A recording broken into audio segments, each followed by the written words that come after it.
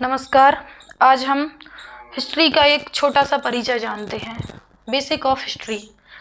इतिहासकारों ने इसको 3 भागों में डिवाइड किया है समय का सदुपयोग करते हुए। मैंने इसको पहले से लिख लिया है ताकि समय बच सके। तो क्या है, फर्स्ट है प्रागैतिहासिक काल, दूसरा है आद्य ऐतिहासिक काल और तीसरा है ऐतिहासिक काल। प्रागैतिहासिक काल वो काल है, प्रागैतिहासिक काल वह कालखंड है जहाँ पर कोई लिपि मौजूद नहीं थी। प्रागैतिहासिक काल में कोई लिपि मौजूद नहीं थी तो इसको पढ़ पाना तो संभव नहीं था। इसके बाद ये आता है आद्य ऐतिहासिक काल। आद्य ऐतिहासिक काल में क्या था, लिपि मौजूद थी लेकिन इसको पढ़ पाना संभव नहीं था। आद्य ऐतिहासिक काल को पढ़ पाना संभव नहीं था। इसके बाद आता है ऐतिहासिक काल। ऐतिहासिक काल में क्या होता है, लिपि भी मौजूद होती है और इसको पढ़ पाना भी संभव होता है। लिपि मौजूद होती है और इसको पढ़ पाना भी संभव होता है। इसमें क्या क्या आता है, फिर इसको भी 2 कालखंडों में विभाजित किया है। कौन कौन से हैं वो कालखंड,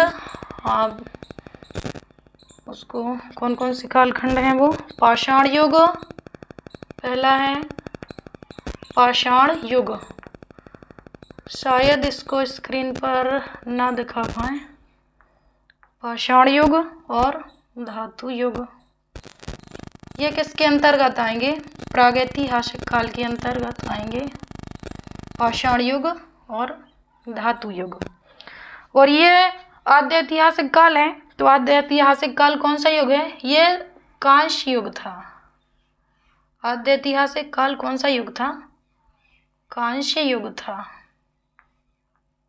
इसके बाद आता है ऐतिहासिक काल। ऐतिहासिक काल एक्चुअली लोह युग था। कौन सा था, लोह युग। ऐतिहासिक काल लोह युग था।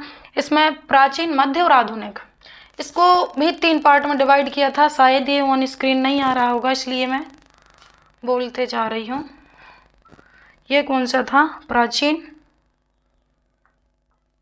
प्राचीन, दूसरा मध्य,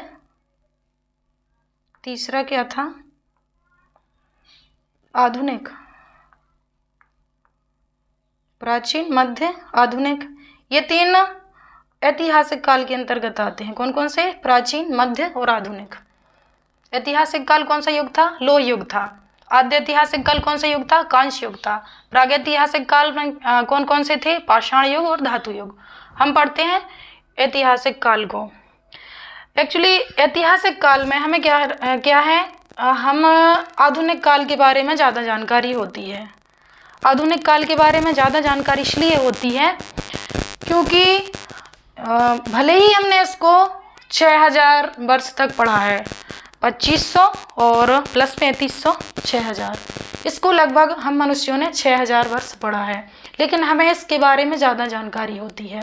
आधुनिक काल के बारे में ज़्यादा जानकारी होती है, इसके बाद मध्य में जानकारी होती है, फिर इसके बाद प्राचीन की जानकारी होती है, फिर इसके बाद आद्य ऐतिहासिक, प्रागैतिहासिक। प्रागैतिहासिक काल की हमें कम जानकारी होती है। क्यों होती है, क्योंकि उसको लॉन्ग टाइम हो गया है। भले ही हमने उसको प्रागैतिहासिक काल में हम मनुष्यों ने 10,000 वर्ष व्यतीत किए हैं।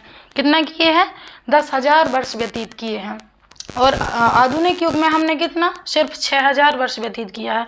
लेकिन हमें इसकी जानकारी ज़्यादा होती है क्योंकि ये अभी कुछ टाइम पहले ही ख़त्म हुआ है आधुनिक काल, और प्रागैतिहासिक काल ये पुराना टाइम था, इसलिए हमें इसकी थोड़ा कम जानकारी होती है।